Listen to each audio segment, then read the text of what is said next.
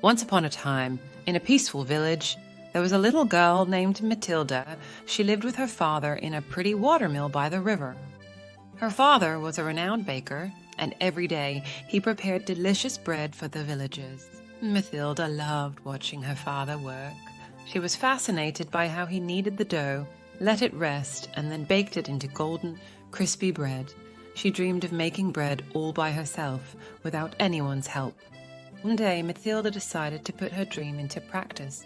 She got up early in the morning, put on her apron, and started working.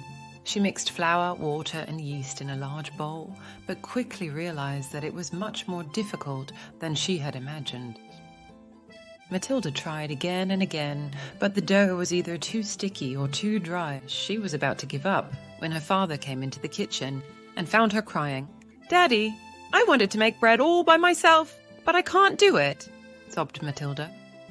Her father took her in his arms and gently said, "Sweetheart, making bread is not easy, even for adults.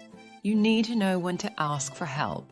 Mathilda dried her tears and looked up at her father with curiosity.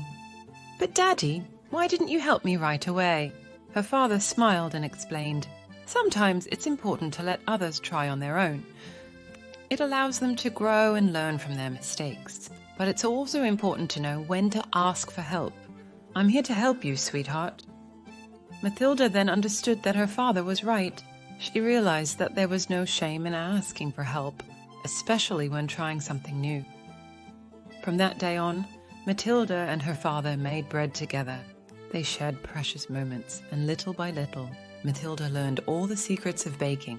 And when Mathilda grew up, she became an excellent baker in her turn. She opened her own bakery in the village, where she prepared delicious bread for all the inhabitants.